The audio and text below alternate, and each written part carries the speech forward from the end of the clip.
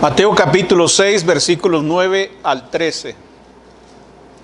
Mateo capítulo 6, versículos 9 al 13.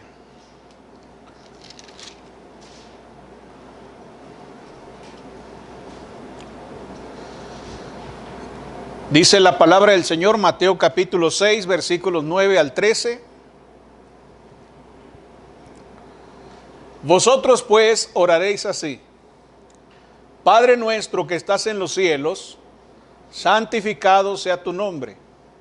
Venga tu reino, hágase tu voluntad como en el cielo, así también en la tierra.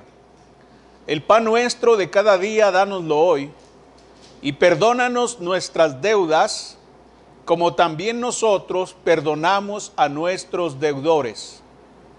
Y no nos metas en tentación, mas líbranos del mal, porque tuyo es el reino y el poder y la gloria por todos los siglos. Amén. El tema que vamos a estar considerando se titula Lo que nos enseña la oración modelo. Esta mañana vamos a considerar solamente unas pocas palabras del versículo 9 del texto que hemos leído. En el versículo 9 encontramos las palabras: Padre nuestro que estás en los cielos. Estas 6 palabras son muy interesantes. Contienen una gran cantidad de verdad cuya profundidad no se puede sondear y cuya amplitud no se puede medir. Padre nuestro que estás en los cielos. Estas palabras enseñan la preciosa y poderosa verdad de que la oración representa una fuente de descanso. Noten conmigo el poderoso y precioso mensaje contenido en estas 6 palabras, mientras mantenemos en nuestra mente el tema, lo que nos enseña la oración modelo. En primer lugar, la oración modelo nos enseña una relación. Una relación. Dios es llamado en el versículo 9, Padre nuestro. Esta es una verdad muy valiosa. Aquí estamos en el terreno sobre el cual podemos acercarnos a Él con nuestras peticiones, con nuestras necesidades, con nuestro agradecimiento. Sin embargo, es una verdad que no debemos tomar a la ligera, porque cometemos el error de acostumbrarnos a las cosas y finalmente darles un valor común y corriente. Padre nuestro habla de una relación, y una relación importante. Cuando Dios hizo al hombre a su imagen, allá en Génesis capítulo 1 en el versículo 26, Dios se convirtió en el padre de la raza humana en la creación. Por eso Adán y otros hombres en el Antiguo Testamento son llamados hijos de Dios, como dice Lucas capítulo 3 versículo 38 y Génesis capítulo 6 en el versículo 2. Ahí se habla de los hijos de Dios. Adán, hijo de Dios, los descendientes como hijos de Dios. Sin embargo, cuando el ser humano cayó en pecado, cuando el ser humano decidió tomar un camino distinto al de Dios, el hombre decidió tener otro padre. Decidió cambiar de familia. Por eso en Juan capítulo 8 en el versículo 44, Jesucristo dijo: vosotros sois de vuestro padre el diablo. Ya no eran más hijos de Dios. Se acabó aquella relación que había iniciado en la creación. Es por eso que ahora la única forma en que cualquier persona puede experimentar la paternidad de Dios es a través del nuevo nacimiento. Como dice Juan capítulo 3, versículo 3 y versículo 7. Debemos nacer de nuevo entonces para tener una relación con Dios. Debemos nacer del agua y del Espíritu para poder ser salvos y tener a Dios como nuestro Padre. Debemos ser lavados con su sangre. Debemos ser perdonados de nuestros pecados, pues de otro modo debemos acercarnos a Él, si no nos perderemos eternamente.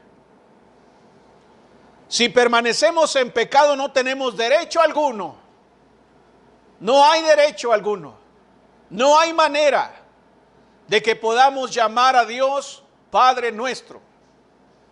Toda persona que esté en pecado, por muy religiosa que sea, no tiene derecho y de hecho no puede.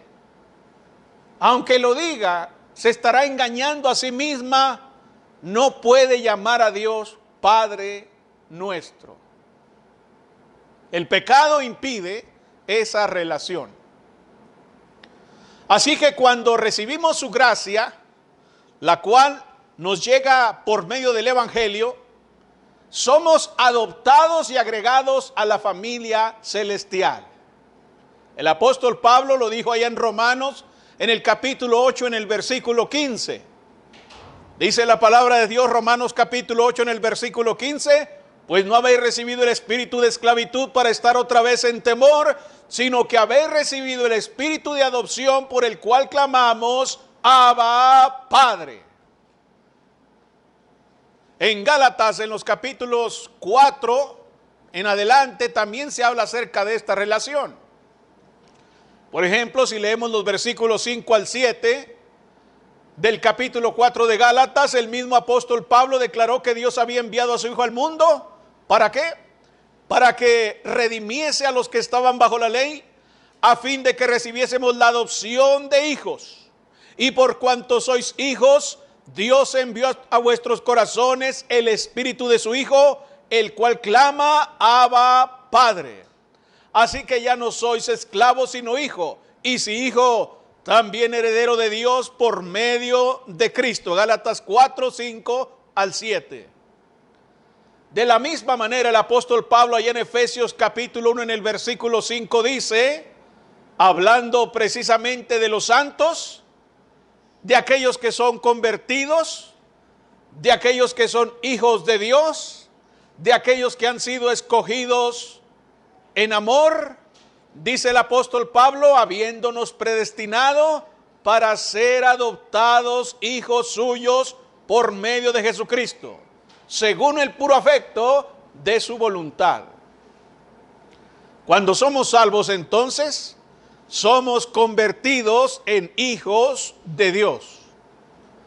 De ahí la exhortación de Juan, que ahora cuando consideramos todos esos pasajes bíblicos donde se habla de nuestra adopción como hijos, es que tiene sentido. El apóstol Juan, escribiendo en su primera carta, en el capítulo 3, versículos 1 y 2, dice, mirad cuál amor nos ha dado el Padre, para que seamos llamados hijos de Dios. Mirad, dice, mirad, estén atentos a eso, que no pase desapercibido. Mirad cuál amor nos ha dado el Padre, para que seamos llamados hijos de Dios.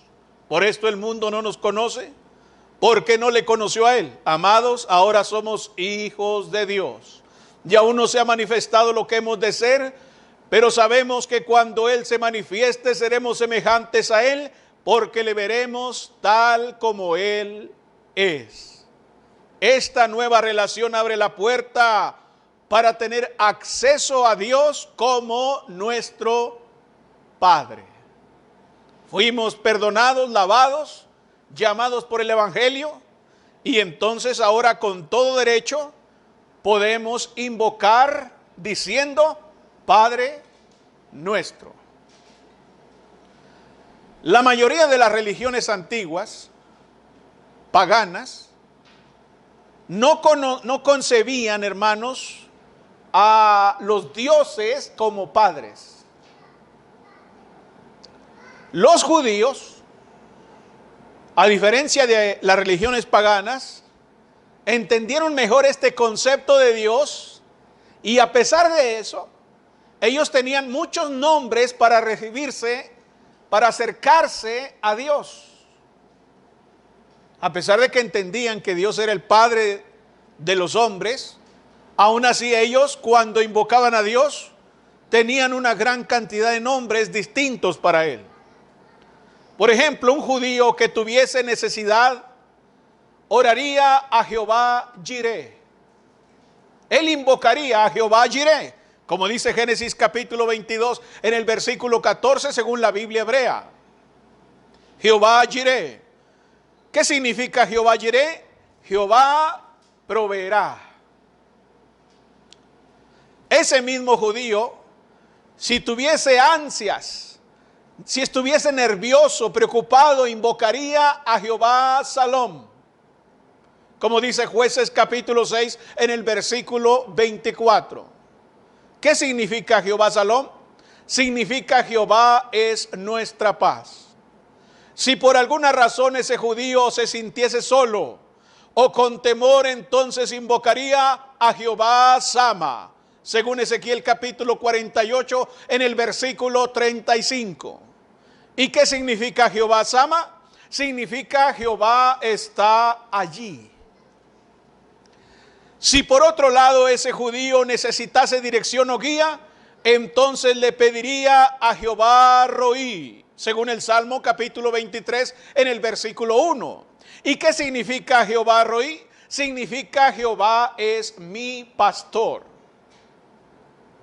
Jehová es nuestro sanador, diría otro judío, invocando a Jehová Rafa, según Éxodo capítulo 15 en el versículo 26. Y así, podría citar muchos nombres, pero creo que el punto está claro. Los judíos, a pesar de que entendían mejor el concepto de Dios como Padre, aún así utilizaban diferentes nombres o términos según las circunstancias para invocar el nombre de Dios. Ahora bien, cuando Jesús enseñó sobre la oración a sus discípulos, no los refirió a las fórmulas y nombres complicados, sino que simplemente les dijo que cuando orasen dijesen Padre nuestro. ¡Qué bendición! No tengo yo como cristiano por qué averiguar qué nombre de Dios necesito usar. No tengo por qué aprenderme todos aquellos términos, Jehová Jireh, Jehová Salom, Jehová Rafa, etcétera, etcétera. Simplemente con toda libertad y con toda simpleza puedo decir Padre nuestro. Puesto que Dios es nuestro Padre, Él nos lleva en su corazón y tiene en mente nuestros mejores intereses. Mis hermanos, hay muchos hombres que pueden engendrar hijos, pero no siempre pueden ser padres. Pueden engendrar hijos, sí, pero no necesariamente ser padres. Dios, sin embargo, no solo nos hace nacer en su familia, sino que Él tiene la voluntad, Él tiene los recursos y la capacidad para ser nuestro Padre. Él ha prometido sustentarnos, Él ha prometido proveernos y cuidarnos hasta que lleguemos a casa en gloria. Hay diferentes promesas, por ejemplo en Mateo capítulo 6 versículos 25 al 34, Mateo capítulo 10 versículos 29 al 31 y Filipenses capítulo 4 en el versículo 19, donde una y otra vez nuestro Padre Celestial nos dice que Él proveerá, que Él tiene la capacidad y que no hay razón para que estemos ansiosos o preocupados, sino que descansemos en su voluntad, en sus deseos. Por ejemplo, si yo estoy necesitado, voy y pongo mi necesidad a Dios, pero siempre estaré dispuesto a aceptar la decisión que Él tome. Si Él decide para su honra y su gloria dejarme en esa condición en la que me encuentro, entonces así sea. Porque no se va a hacer mi voluntad, sino la voluntad de Él. Y yo confío plenamente en la sabiduría de mi Padre celestial. Es común que todo padre terrenal tenga el mismo deseo de Dios para con sus hijos. Todo padre terrenal tiene el mismo deseo que tiene Dios para con sus hijos. Quieren satisfacer todas sus necesidades. Todo padre. Sin embargo, no siempre es posible. A veces hay padres que quisieran darle a sus hijos una mejor casa, quisieran proveerle a sus hijos mejor ropa, quisieran proveerle a sus hijos mejor alimento o mejor cuidado médico, etcétera, pero a veces no hay la capacidad para proveer todo lo que el padre quiere darle a sus hijos. No pueden lograrlo. Quieren satisfacerlo, pero no pueden. Bueno, eso nunca lo debemos temer de nuestro Padre Celestial. Él tiene todo lo que necesitamos y tiene la sabiduría para darnos exactamente lo que es requerido y en el tiempo que es requerido. ¿Ven ustedes esa relación especial? Él tiene todo lo que requerimos y tiene la sabiduría para darlo cuando lo requerimos. Entonces no se queje más. Ponga su petición a Dios y confíe en su sabiduría y acéptela. Cualquiera que sea. No importa cuál sea, quizás no nos guste. A veces estamos como los judíos allá en el desierto. Ellos tuvieron hambre y recordaban las cebollas y los caldos allá en Egipto y empezaron a lloriquear y a llorar. Y entonces Dios les dio carne, pero nunca estaban satisfechos, nunca estaban conformes, siempre estaban lloriqueando y lloriqueando y lloriqueando. Y eran desobedientes. Dios les dice, vayan a poseer la tierra, y dijeron, no, no vamos, que tenemos miedo. Bueno, Dios les dice, no vayan entonces. Ah, pues ahora sí vamos. Y a veces somos así. Y tenemos que aprender, cuando decimos que Dios es nuestro Padre, a que aceptemos su voluntad exactamente como Él la dicta, aunque no nos agrade. ¿Por qué? Porque tenemos la dicha de que podemos descansar en nuestra relación con Él, sabiendo que cuando lo invocamos, Él nos escucha porque nos ama y se preocupa por lo que enfrentamos y nos dará siempre exactamente lo que necesitamos. Clama a mí y yo te responderé, dijo Él. Así que lo que nos enseña la oración modelo es que tenemos una relación especial. En segundo lugar, la oración modelo nos enseña una realidad gloriosa. Una realidad gloriosa. Si ustedes recuerdan las palabras del Señor ahí que dicen, Padre nuestro que estás. Esas dos palabras, que estás. ¿Se han puesto a pensar lo que eso significa? Que estás. Dos palabras, que estás. Estas dos palabras están llenas de gloria.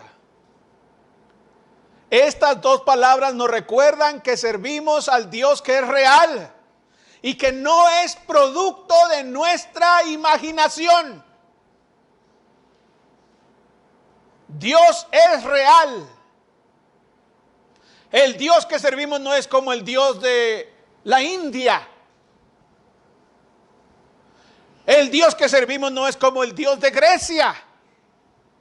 El Dios que servimos no es como los dioses romanos. ni como los dioses de los aztecas, ni como los dioses de Babilonia, ni como los dioses de las religiones paganas, que son producto ¿de qué? De la imaginación. Tienen muchos dioses. Tienen muchos dioses los paganos, tienen muchos dioses. Usted ve en la India, por ejemplo, que tienen toda clase de dioses distintos con cabeza, algunos con cabeza de elefante y algunos con muchas manos y otros con cabeza de serpiente, y tienen changos y veneran vacas y veneran monos, y otros tienen hombres con cabezas de águilas, y otros tienen dioses que gobiernan sobre el mar, y otros que gobiernan sobre las plantas, y otros que gobiernan sobre los volcanes.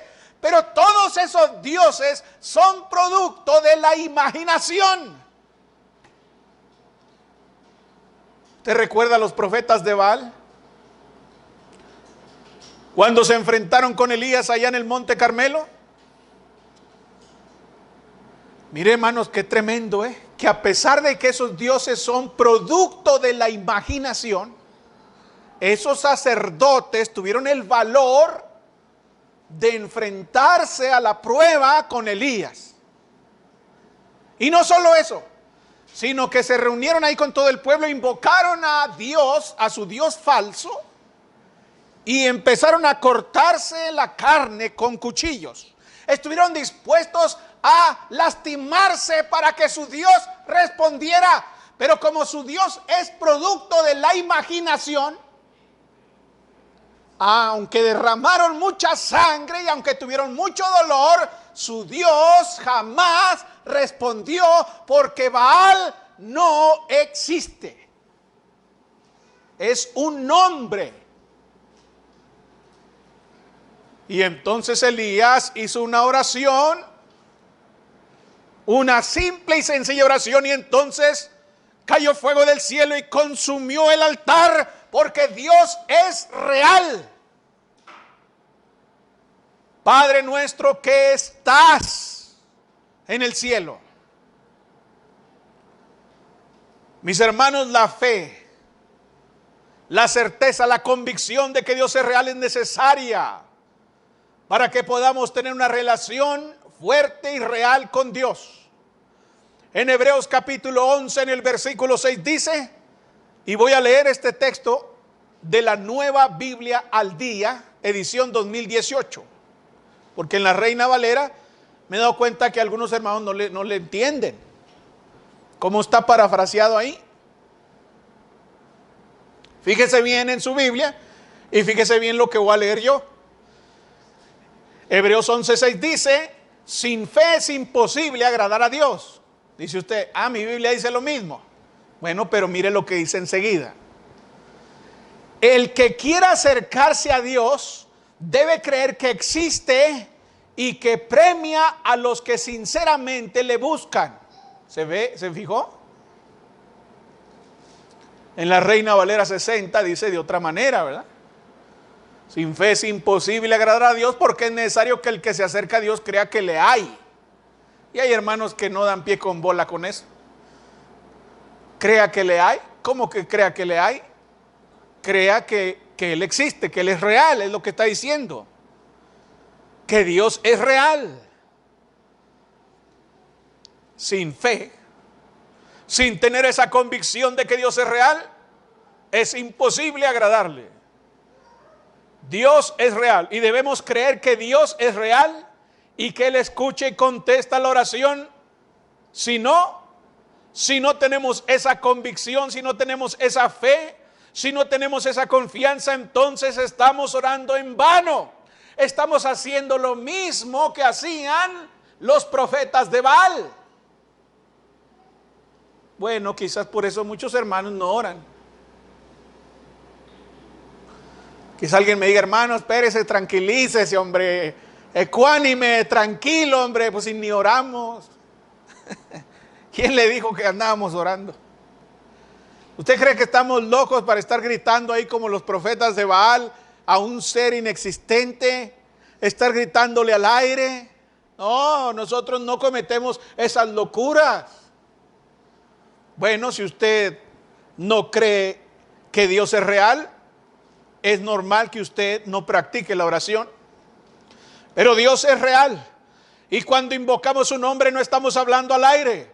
Cuando leemos su palabra no estamos leyendo filosofía, ni tampoco máximas producto de la inteligencia humana, sino la voluntad del Dios real. Estamos considerando los pensamientos del Dios real.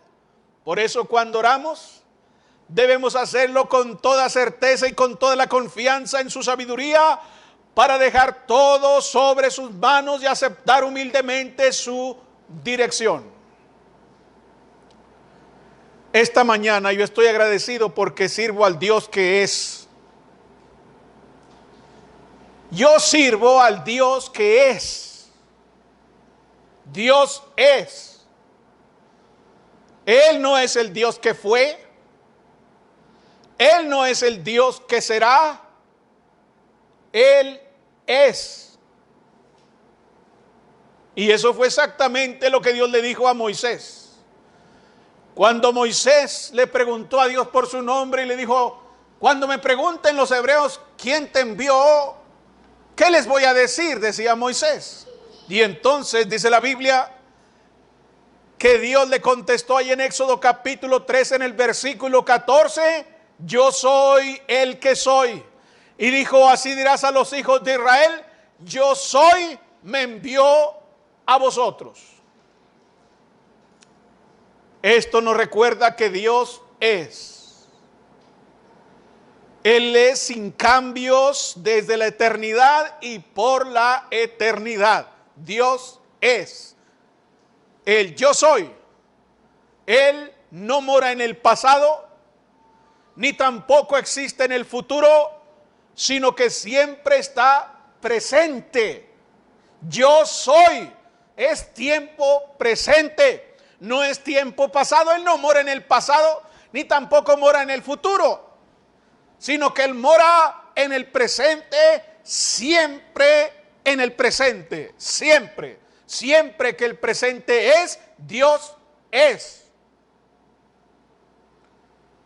Nuestro pasado es el presente de Dios. Nuestro futuro también es su presente. Él ve todo, sabe todo y comprende todo. Él conoce nuestras necesidades más profundas e incluso las necesidades secretas de nuestro corazón. Y además, Él es capaz de hacer algo acerca de todo eso.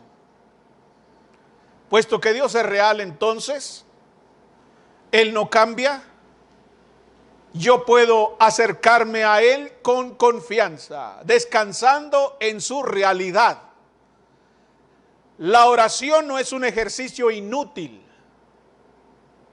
no es un acto de superstición, no lo debe ser.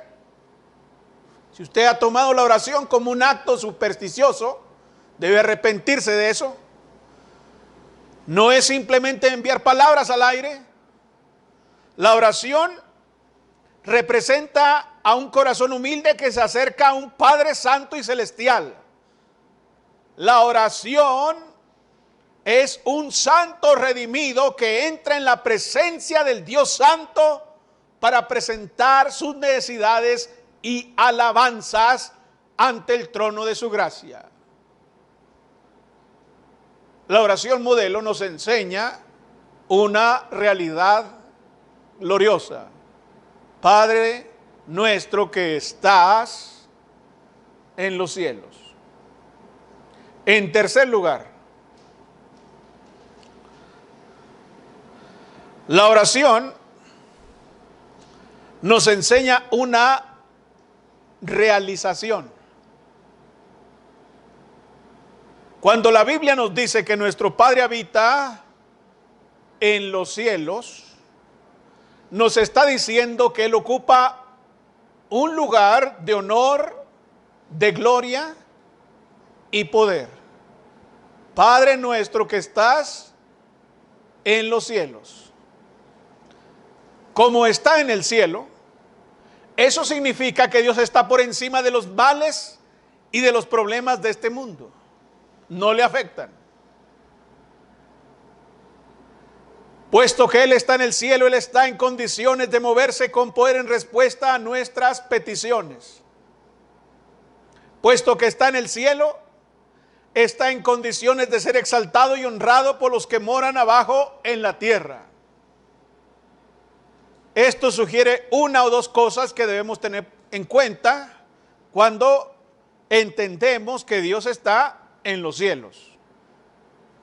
En primer lugar, esto nos dice que cuando nos acercamos a Dios en oración, dado que Él está en los cielos, dado que Él ocupa un lugar de honra y de gloria y majestad, entonces debemos acercarnos con humildad. Porque Él ocupa un lugar glorioso. Nuestro Padre es Dios. Él hizo este mundo. Él es maravilloso, grandioso. Y en comparación con nosotros, Él es excelso. Cuando nosotros nos comparamos a Dios, ¿qué somos nosotros? Somos viles trozos de basura ante su gloria. Si no fuera por la limpieza que nos proporciona la sangre de Jesús, cuando confesamos y abandonamos nuestros pecados, como dice el apóstol Juan en su primera carta en el capítulo 1 en el versículo 7, no tendríamos derecho a entrar en su presencia. Porque sin su sangre somos viles y miserables, perversos. Y Él es glorioso, santo. Cuando entramos a su presencia, incluso hermanos, cuando entramos a su presencia, solo podemos hacerlo a través de nuestro Salvador, de nuestro mediador, Jesucristo. Porque hay un solo Dios y un solo mediador entre Dios y los hombres, Jesucristo, hombre. Dice la primera carta a Timoteo capítulo 2 en el versículo 5. Así que cuando venimos en su nombre, en el nombre de Jesús, podemos estar delante de Él y obtener una respuesta. Jesús dijo: todo lo que pidieres al Padre en mi nombre, yo lo haré.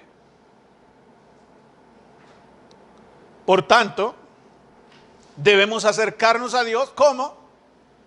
Con humildad. Debemos acercarnos humildemente al trono de la gracia, recordando lo que somos, recordando lo que fuimos y dónde nos encontró el Señor, recordando que si no fuera por su gracia y por la sangre de su Hijo, no tendríamos derecho ni oportunidad alguna para entrar en su presencia. No hagamos como el fariseo, ¿verdad? ¿Usted se acuerda del fariseo que estaba de pie orando? Gracias te doy, Señor, porque no soy como este. Vea, no había nada de humildad ahí. Se le olvidó quién era a quien le estaba orando y quién era él. Mientras que el publicano estaba consciente de su realidad y dijo, en primer lugar, hincado y sin levantar su cabeza, sé propicio a mí, pecador. Ten misericordia de mí. Él entró con humildad. Y entonces Jesús dijo que la oración de ese publicano había sido escuchada. Cuando estamos conscientes que Dios habita en los cielos, debemos entrar en su presencia con fe. Ahora, esto puede sonar como una contradicción. Acabo de decir primero que nos acerquemos con humildad y ahora estoy diciendo que nos acerquemos con confianza. Quizás algunos lo puedan tomar como una contradicción, pero no es contradicción. Yo estoy seguro que el publicano, aunque entró con humildad, pidiendo misericordia por su vida, tenía mucha fe. Y la Biblia dice, como leímos hace un momento, que sin fe es imposible agradar a Dios. También en Santiago, en el capítulo 1, versículos 6 al 8, dice la palabra de Dios: pero pida con fe. Cuando ore, pida con fe, no dudando nada, porque el que duda es semejante a la onda del mar, que es arrastrada por el viento y echada de una parte a otra. Si usted duda un poquito cuando ora a Dios, olvídese. Dice la Biblia: no dudando nada. ¿Y qué significa nada? Usted entiende, no tengo que hacer un análisis griego y toda la cosa, toda la verborrea que pueda yo decir de la palabra nada. Nada es la ausencia absoluta. No dudando nada. Jesús dijo en Mateo 21, 22: y todo lo que pidiereis en oración, creyendo, lo recibiréis. Es necesario acercarnos con fe. Nuestro Dios, nuestro Padre está en el cielo. Debemos entrar en su presencia con adoración. Sobre este punto hay mucho que decir, pero no voy a abordarlo ahora. Simplemente basta decir que cuando nos acercamos a Dios y tenemos memoria y estamos conscientes de que nuestro Padre está en el cielo, debemos siempre pensar que Él es asombroso, debemos siempre pensar que es grandioso, maravilloso y majestuoso. Él es asombroso. Hay que acercarnos a su presencia para adorarlo, para honrarlo y para glorificarlo. Debemos entrar en su presencia con esperanza. Nuestro Padre ya está en casa, siempre ha estado ahí y nos espera. Nos está esperando, hermanos. Nos está esperando en casa. ¿Usted ya está listo? Tal vez usted no, ¿verdad? Algunos dicen, no, yo todavía no. Hay que me espere sentado.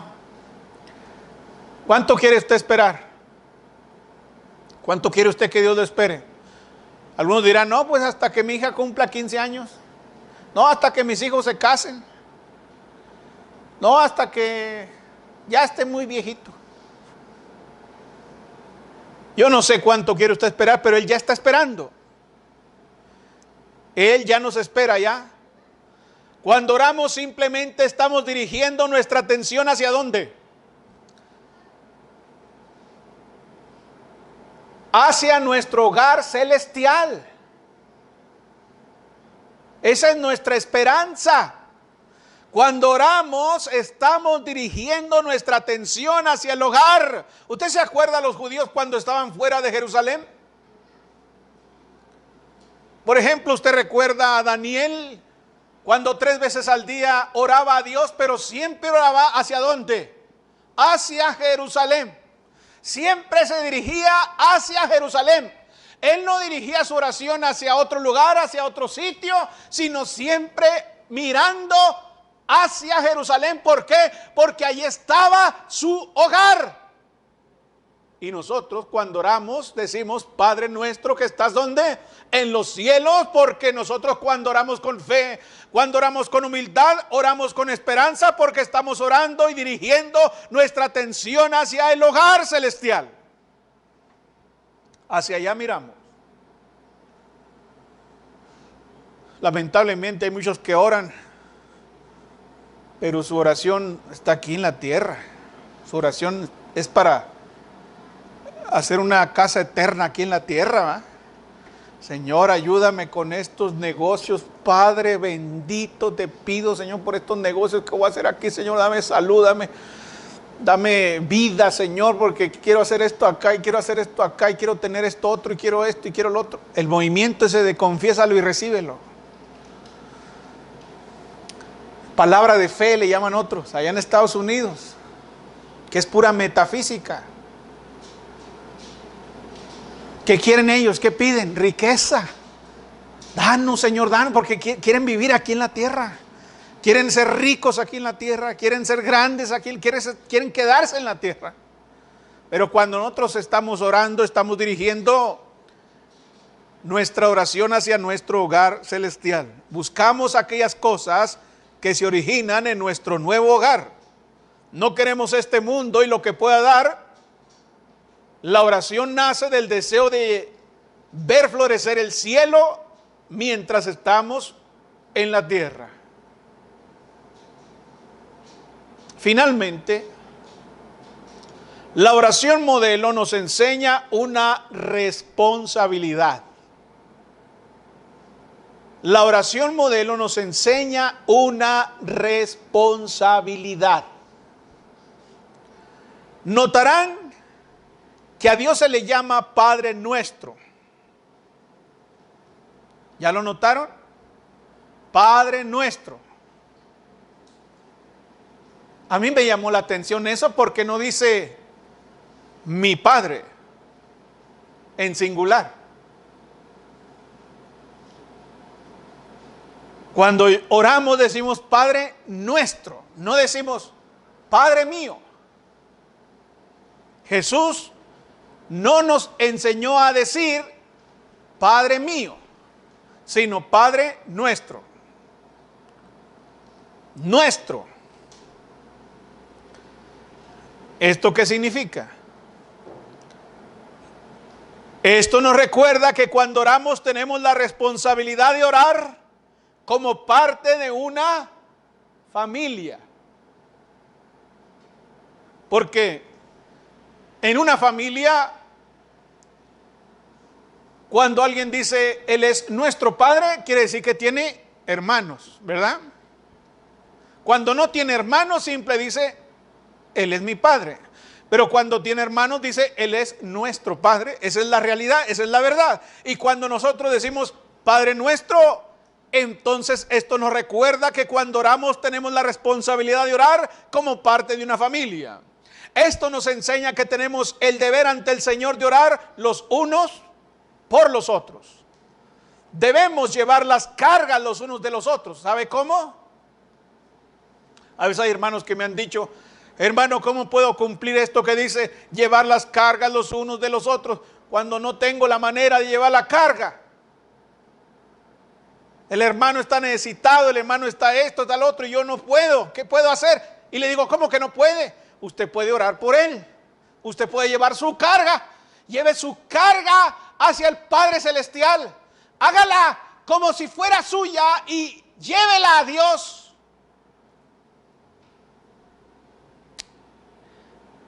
Y entonces, una de las maneras más fáciles y puras de cumplir el segundo gran mandamiento es llevar a nuestros hermanos en nuestras oraciones con sus necesidades al trono de la gracia. Debo recordar que soy parte de una familia. Padre Nuestro me recuerda eso, soy parte de una familia. No tengo derecho a orar por cosas que son de naturaleza egoísta. Debo estructurar mis oraciones para que reflejen lo que es mejor para toda la familia de Dios. No solo lo que creo que es mejor para mí. No debo estar orando solo por mí, no debo estar ahí, Señor, ayúdame a hacer esto y esto. Yo debo estar considerando a la familia de Dios. Si esto que estoy pidiendo es lo mejor para la familia de Dios. Por ejemplo, cuando hay una situación en la iglesia por la que necesitamos orar, no debo pedirle a Dios que resuelva las cosas de la manera que yo quiero que se resuelvan. ¿Para qué? Para que sean en beneficio solamente mío. Debo orar para que la situación se resuelva y que sea en beneficio de la familia en la fe. Debo orar para que Dios haga lo mejor para su familia y para su gloria. Aunque no sea lo que yo quiero, aunque no sea lo que más me convenga, Él no solo es mi Padre, sino que Él es nuestro Padre. Mis hermanos, entre los romanos había una ley. Nadie debía acercarse a la tienda del emperador de noche. Cuando era de noche, nadie debía acercarse, y si alguien se acercaba, muerte. Era pena de muerte acercarse a la tienda del emperador de noche. Sin embargo, una noche un soldado fue encontrado cerca de la tienda real. Lo capturaron los guardias y se dieron cuenta que sostenía en su mano una petición que pretendía presentar a su amo. Los soldados hicieron lo que ellos tenían que hacer, lo tomaron, lo capturaron y iban a ejecutarlo. Pero el soldado gritaba mucho y el emperador escuchó, y entonces salió a ver qué pasaba, qué es lo que sucede. Y entonces le explicaron que encontraron a este soldado acercándose a la tienda y traía una petición en su mano. Y ellos iban a darle muerte conforme a la ley. Y entonces el emperador dijo: si la petición es por sí mismo, que muera. Pero si es por otro, entonces perdónenle la vida. Y efectivamente, resulta que estando en guardia él y su amigo, otro soldado se quedó dormido. Y usted sabe que cuando los soldados romanos se quedan dormidos estando en guardia, también es pena de muerte. Y entonces se quedó dormido, fue descubierto, y este hombre fue a rogarle al emperador por misericordia. Ya habían trabajado durante mucho tiempo y el soldado no pudo más, se quedó dormido. Y entonces él fue a pedir misericordia. El emperador, complacido, ordenó que se le perdonara la vida, pero lo hizo solamente porque la petición no era por sí mismo, sino por otro. Mis hermanos, Dios es honrado y nos bendecirá cuando nos tomemos el tiempo de orar por nuestra familia en la fe.